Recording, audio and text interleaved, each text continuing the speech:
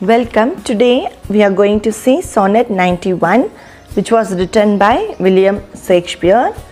A fairly straightforward poem. It expresses a speaker's pride. So, shall we go to the poem? Yes. So, if you are new to this channel, kindly subscribe my channel and click the bell icon which is near to you, so you will get a notification of all my videos. Literary devices in Sonnet 91.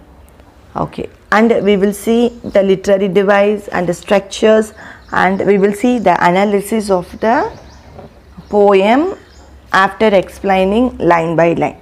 Okay, first stanza. Some glory in their birth, some in their skill, some in their wealth, some in their body's force, some in their garments, though new-fangled ill, some in their hawks and hounds, some in their horse.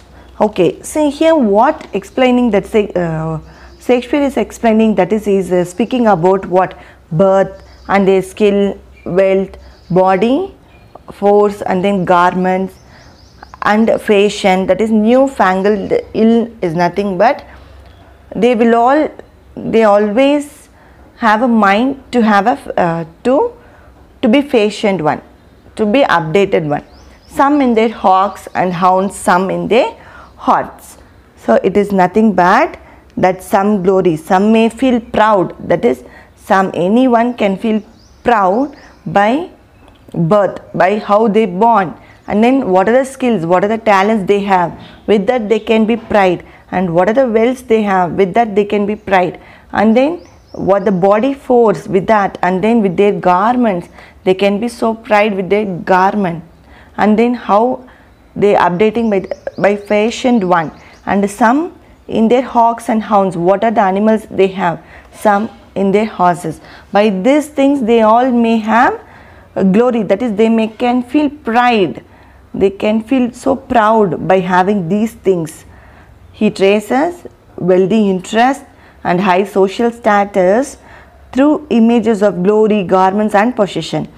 He directly his words to the fair youth tells him that there are many people who are proud of their hawks, hounds and others, and some may they feel proud by having the horses. By listing on various positions and states of being, Shakespeare is setting up a contrast. He does not count himself among the some. So here he is giving some people, some person. In that some he is not included, that Shakespeare himself not included. So a reader should also take a note of the repetition of the word some at the beginning of all 4 lines of the quatrain. So this repetition of word, we will say it is a anaphora. The technique is nothing but anaphora. Okay, in line next stanza. And every humour hath its adjunct pleasure, wherein it finds a joy above the rest. But these particulars are not my pleasure, my measure. All this I better in one general best. And every humour hath its adjunct pleasure, wherein it finds a joy above the rest. But these particulars are at my measure. All this I better in one general best. Okay, here in second quatrain, hath is nothing but what we have. Adjunct is nothing but what we are connected. Here he gives that every humour what we have, it is connected to our pleasure. What are the things we have? No, it is always connected to our pleasure, wherein it finds a joy above the rest. For example, what we have, with that we will be happy. We will have some rest. Okay, if we have this, okay, this is enough. This is our, so we will make that is very pleasure to us. But see, here a poet is giving, but these particulars are not my measure. What are the things, for example, with the wealth, with the garment, or what are the things what we have, what are the things which we have, which gives pleasure to us, what we have enjoy with the rest, those things will not my measure, that will not, it is not my thing. it is not mine one, it is not a my thing. All this I better is one general best. I don't have anything. I will not give, I'm not going to measure my joy with all those things.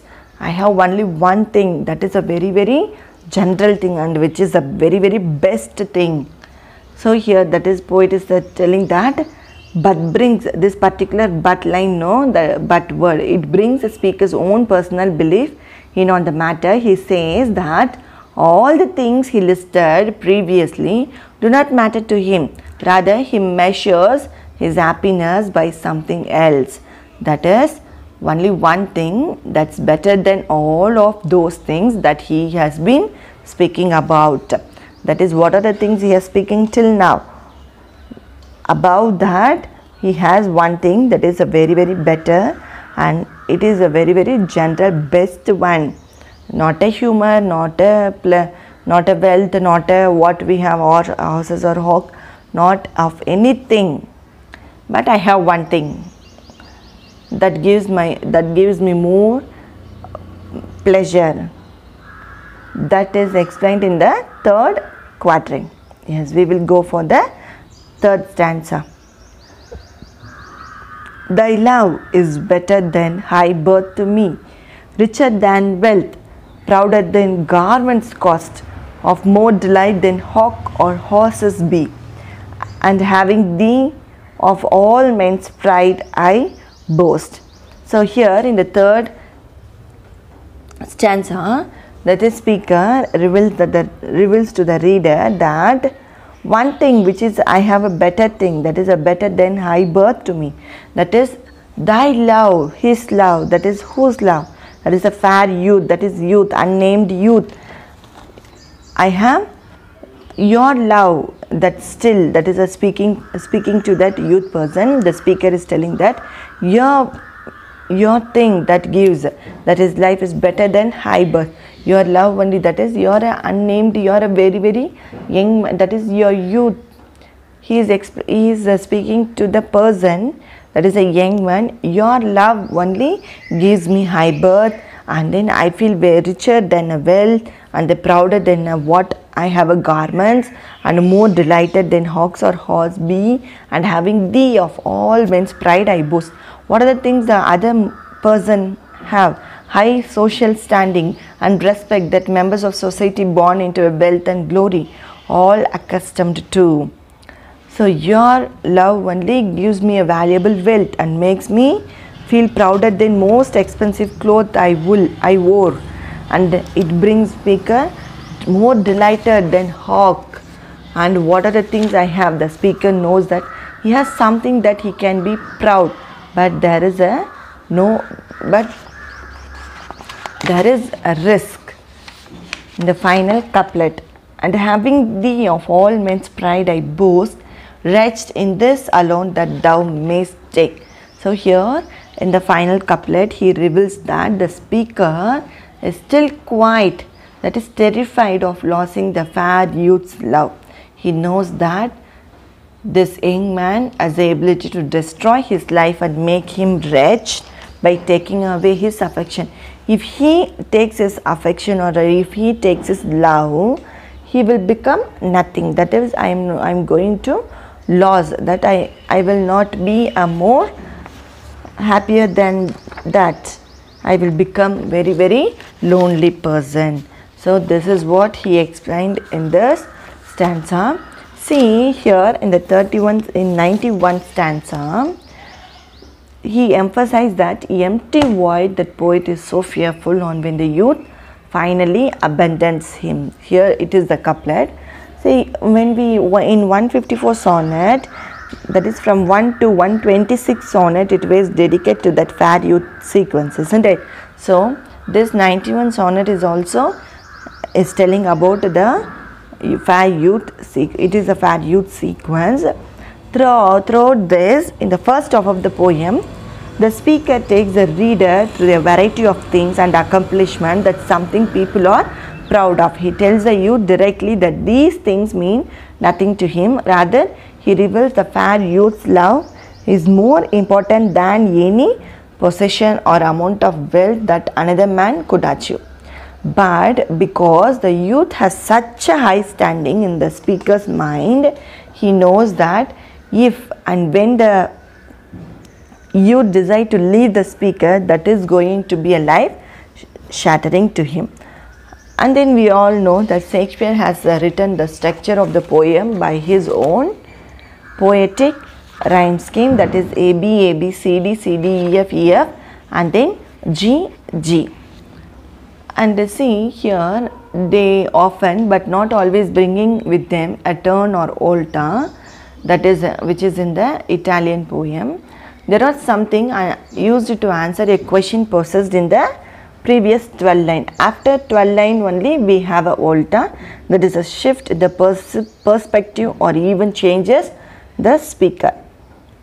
Okay, and the literary device here, the poet uses alliteration, caesura and anaphora. We know that alliteration is nothing but the repetition of the word hawk, hounds, horses, those things.